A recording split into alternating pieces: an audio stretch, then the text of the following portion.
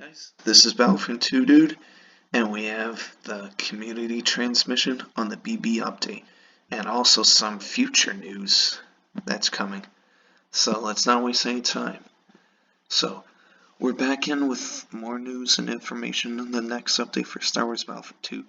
Back in December, we mentioned that both BB-8 and BB-9E would be coming to the game, and you also got a sneak peek at them in the trailer we released. Known for his courage, BB-8 will play his part as an offensive hero.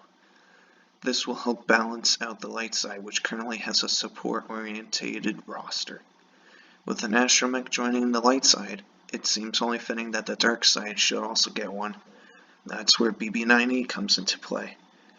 While BB-9E's bravery helps him charge into the battlefront, BB-9E is cold, calculating, and will play more of a support role, fitting it nicely with the dark side hero roster.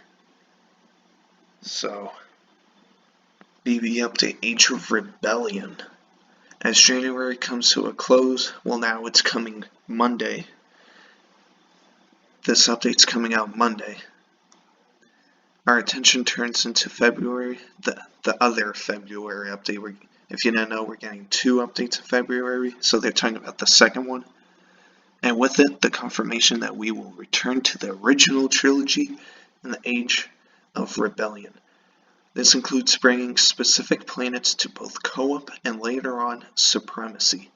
We know many of you have been requesting this, and we're incredibly excited at the prospect of playing as Luke, Leia, Darth Vader, and more through both co-op and Supremacy. With the arrival of the original trilogy, we will make a name change. Capital Supremacy will simply be known as Supremacy. We're renaming this game mode to encompass all areas, as the upcoming original trilogy variant will be fought exclusively on the ground. That's interesting. During development, we looked at the experiences that both Death Star 2 and Scarif would offer, deciding that the Age of Rebellion would be focused on ground-based combat, which is a better fit for some of the more iconic locations we have here. It's hard to imagine leaving the Death Star to go on a capital ship, let alone having to deal with the shield that surrounds Scarif. But don't worry, it's still the same great Supremacy experience, just focused on ground-based gameplay. And yes, if you just heard me right there, I did say Scarif, and they're bringing Scarif back from Battlefront 2015. This has been highly requested by the community, and this is awesome. So more details on the specifics of our Age of Rebellion content will come in February. Before that arrives, we're just days away from our next update. Let's take a look at what's coming on Monday, February 3rd. So before we get into that, I want to clarify that the Scarif is not coming out at the end of February. At the end of February is original trilogy coming to co-op. Then next month it'll be original trilogy to Supremacy and Instant Action, and with that, Scarif will come then. But yeah, let's take a look at the update coming out this Monday. So, new hero BB-8. So, if there's one thing BB-8 can do, it's move fast. We've seen him rolling at great speed through multiple environments in the films, and he'll act the same way in Battlefront 2. He will feel fast, able to move in and out of harm's way at speed, while also being able to capture a command post at a quicker rate than others. So, along with his ability to capture command posts, BB-8 comes with another advantage, his rolling charge ability. So this is his first ability. You activate it, BB-8 will roll out much faster than normal, head first. When he bumps into an enemy, he extends his head, dealing damage and pushing them back. So basically any charge that's in the game. And if BB-8 finds himself in a position he can't step out of, he can use his shock prod. That's going to be his weapon that he uses, his blaster if you would want to say, on enemies in front of him, which deals electrical damage to them over time. Then, his second ability is called Resistance Backing ability, which unveils enemies around him. Not only will they be revealed, they will also be more vulnerable to attacks, taking slightly increased damage. Any enemies revealed by Resistance Backing will also have their radar corrupted. Then his third and final ability is Cable Spin, where BB-8 will begin to rotate, extending 3 tow cables, hitting all enemies around him and causing high damage. And there's BB-8 right there.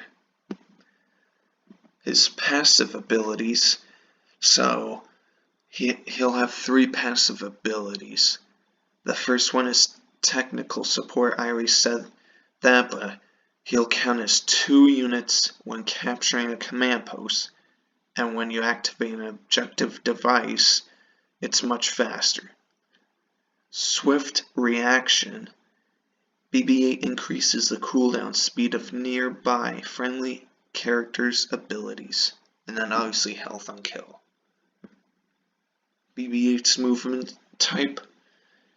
BB-8 is faster than most and can traverse the battlefront at great speeds. Dodge, quick dodge to the side. Jump, a quick impulse jump that is slightly higher than blaster heroes. Speed similar to a force user in terms of sprinting. And then he'll have a flashlight that he'll be able to turn on and off. And then here are his star cards. I'm not going to go through them in this video, but I'll leave a link in the description if you want to check out the star cards. His victory poses, I mean, it's pointless if we can't see what they are. His emotes are excited, thumbs up, twist, and angry beeps. Now we get on to the villain side, BB-9E. So, similar to BB-8, BB-9E will have a primary weapon that is centered around his shock prod, which stuns enemies periodically and deals damage over time. So, BB-9E has a number of abilities based on utility, the first of which is Smoke Screen. Upon activation, dense smoke will be emitted from BB-9E through the grids of his body, revealing enemies around him for the duration of the active time. His second ability is Charge Up, which emits a pulse that places his shock prod and all nearby friendly blasters into super success mode, basically cooldown. Your blasters won't overheat. The third ability is Shock Spin. When used, BB-9E will spin and release an electrical pulse that pushes and deals damage to enemies that are nearby. But here's the cool part, any enemies that are further away that don't get damaged by the electricity will have their blasters overheated. BB-9E obviously will have 3 passive abilities. Technical Support. BB-9E will count as 2 units when capturing command posts and activating an objective device is much faster. Bacta Support. BB-9E periodically regenerates the main health of friendly characters around him, and then health on kill. BB-9E movement type is the same as BB-8, and he's able to turn on and off his flashlight. Star cards, victory poses, his emotes, Suspicious, Alarm, Backfire, Spiral. Now we get to H Resistance for Supremacy and Instant Action. The release of the H Resistance into co-op last month was met with a lot of positivity, and it was great watching you take on our auto players. This month we're bringing the H Resistance to Supremacy, where you'll be able to take on players from all around the world in a tug-of-war style gameplay. And since they're adding the sequel trilogy to Capital Supremacy, they'll add 2 new capital ships, the MC-85 Star Cruiser and the Resurgent class Star Destroyer. The 3 planets available for Supremacy are Aegon Claws, Jakku, and Takodana, and they'll also be available for instant action. And then Era Select. Now, you'll be able to select the era you want to play in Supremacy, and then it'll further be updated when they add the original trilogy later in February. Now we get on to auto player improvements. So, with the next update, auto players will be able to play as droidicas on all planets and across all game modes that support them. Yeah. Quality of life changes. Hit markers. They created unique hit markers from the attacker's point of view for explosive and melee damage. This will allow you to more clearly see if you are dealing splash damage or if you are hitting your target directly.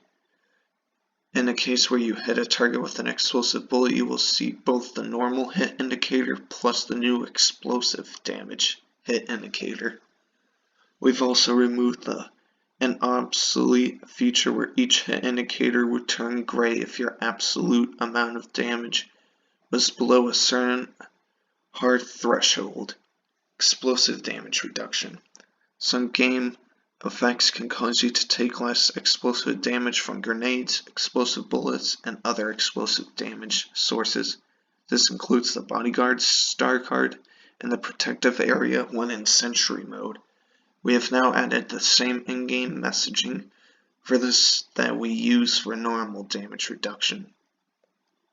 This means that when you deal explosive damage to an enemy that takes reduced explosion damage, you will see a red animated shield icon emanate from that hit. To distinguish between explosive damage reduction and normal damage reduction, we have created a unique icon for explosive damage reduction that looks like 4 small dots and can be superimposed onto the already existing shield icon that we have displayed above enemy heads.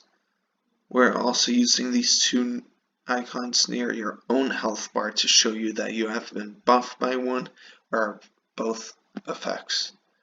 Flame Trooper range UI. So we are leaving the range of the Flame Trooper's flamethrower by adding a UI element that shows the Flame Trooper range briefly when you start firing it. Obsidian Gunner spool up functionality. We've implemented spool up functionality for the Obsidian Gunner's weapon. Hold zoom to spool up the weapon, ensuring that it is ready to fire immediately when you find a target. The crosshairs have also been updated to visually show you that you need to spool up before you can fire. And they're doing the same thing with the Sentry abilities for the heavy troopers. And then to complement this change, the spool up time required on all versions of Sentry have been increased. This means that the initial time cost to go into Sentry and fire your first shot is increased. But when spooled up, you'll have a better tactical situation than previously. The passive timer in Sentry has been removed, ensuring that you have more control over the number of shots you can fire. While fully spooled up, you will drain a small amount of time from the abilities total, but this drain will only deplete up to 80% of your total available time. As with the Obsidian Gunner, we have also updated the crosshairs to visually show you that you need to spool up before you can fire. Now we get to the release notes. Hero changes added ability crosshairs for Kylo Ren's Frenzy and Emperor Palpatine's Chain Lightning. Fix an issue that would not allow Darth Maul and Darth Vader to throw their lightsaber during a voice line action. Fix an issue that could cause some of the abilities of Luke Skywalker, Darth Maul, and Yoda to affect enemies through objects. Fix an issue that would prevent players from getting kill assists for multiple buff abilities that helped allies killing an enemy. UI range for various abilities is now white when it affects enemies, and yellow when it affects friendly players. Intro animations for heroes in the spawn and front-end screen have been improved. General Grievous, they fix an issue that would cause General Grievous to drain too much stamina from an opposing player when using Unrelenting Advance. Ray, they fixed an issue where Mind Trick would not apply VFX vignette around the screen of the affected player. Darth Vader is now able to attack and block while choking, just like in Rogue One, and now we're gonna get Scarif in March for Supremacy in Battlefront 2. Fix an issue with Darth Vader would remain stuck in the choke animation if he used choke and dash immediately after. Palpatine, he's getting a nerf. Remove the slow movement on Dark Aurora. Reduce single hand damage from 15 to 14.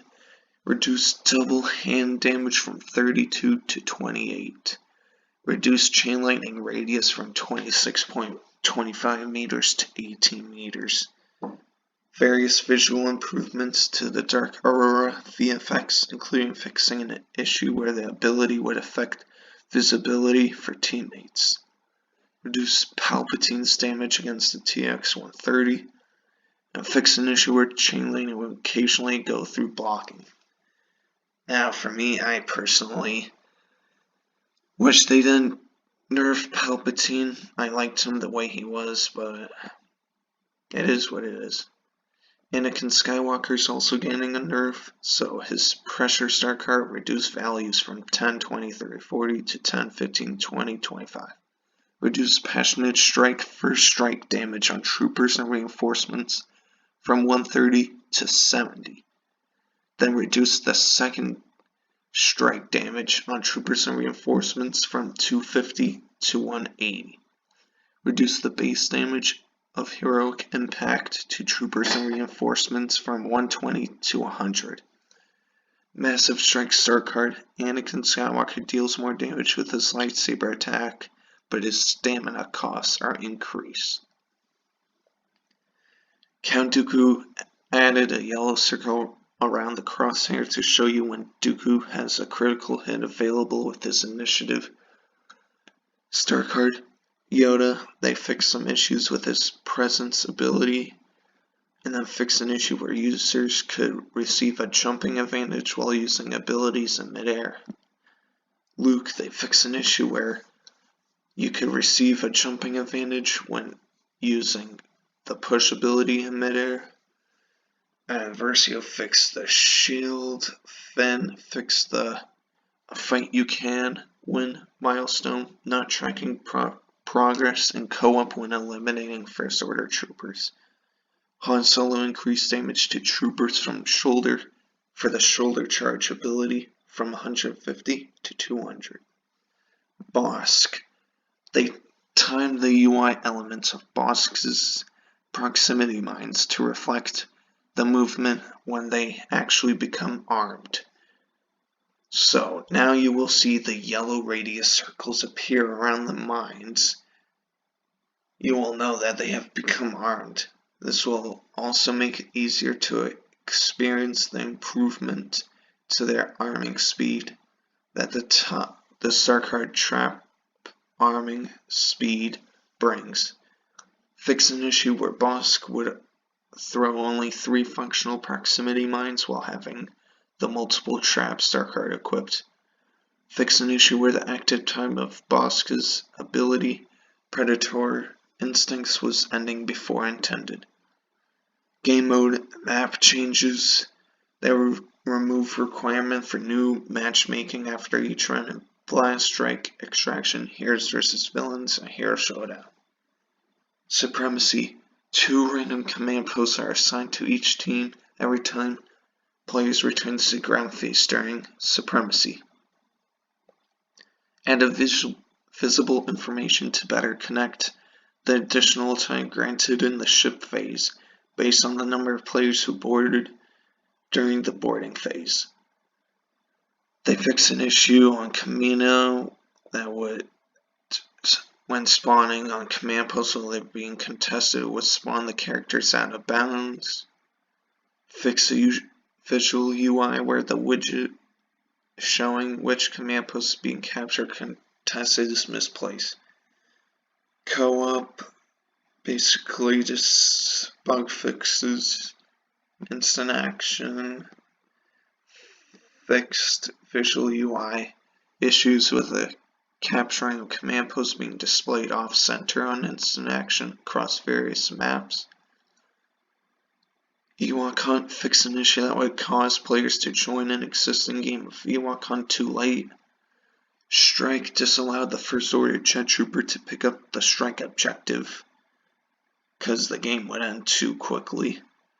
Fixed an issue on Naboo where the capture shows would show up as red rather than blue on the minimap. Here's vs. Villains, they fix bug issues. Felucia, same thing. Map changes fix various collision and visual issues on Angel and Kloss, Jakku, Crate, Felucia, Kashyyyk, Yavin, Circle, Base, Geonosis, and Tagodon.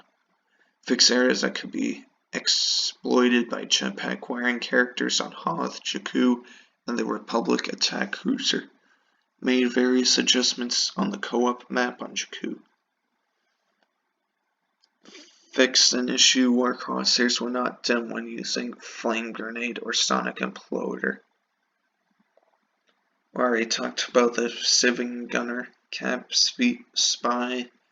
They fixed an issue where the Starker would not give the correct value for the Capex Spy. Fixed an issue where the Capex Spy milestone death from above would not track eliminations done with the scanner beacon, and then they increased the length of rapid fire ability. Assault made the Vanguard ability quicker to undeploy the weapon when the ability is out of time, and same thing with the Specialist with the Infiltrator ability. Now the Officer, they're changing the battle command to be a 360-degree effect instead of a cone to allow for more effortless team play. With this change, they reduced the radius ability since you can easily buff everyone around you. And then they reduce the amount of score you get for kill assists when you have buffed a friend with your battle command ability who later kills an enemy. Adjusted VFX on target weapons during the Officer's disruption. Heavy, we already talked about. Bodyguard improvement. To further increase the effectiveness of the Bodyguard Star Card, the Star Card will now protect all trooper classes from a thermal detonator, starting already at the common level. First Order Jet Trooper implemented a feature where the First Order Jet Trooper automatically gets spotted on scanners while flying with the jetpack. Interesting. Death Trooper reduced normal max health from 350 to 320 to bring it closer to other enforcers and to help bring its high KD ratio closer to other enforcers. The Commando Droid AI is now evading by dashing instead of combat rolling. The Droideka, the shield health increased from 550 to 600 and gave the Droideka 50% damage reduction while in wheel form. B2RP spots self when activating jetpack, same as for other aerials. Sith Trooper increased the fire rate of the Sith Trooper's weapon. ATST corrected damage scaling for the improved weapons system Star Card. Slightly reduced damage of the anti-vehicle missile. Total damage for the impact plus the splash damage should now start at 300 without Star Card and end at 420 with the Star Card at Epic.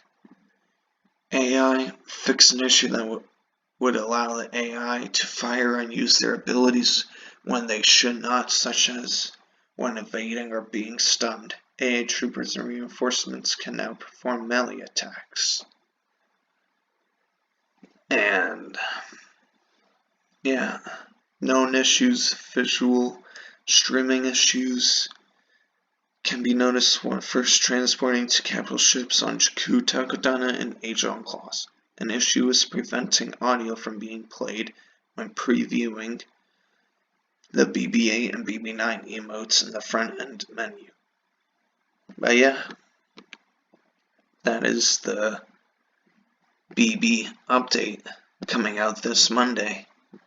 Can't wait to play as them. I really like both of them. They're both really unique, and I can tell the devs put a lot of heart into these droids. And yeah, and I can't wait for later in February to play co-op in the original trilogy, and then in March to play original trilogy and Supremacy, especially playing on Scarif. I can't wait for Scarif. But yeah, that'll do it for this video. If you like to give it a thumbs up, and if you haven't already, subscribe to my channel, and I'll see you in the next one.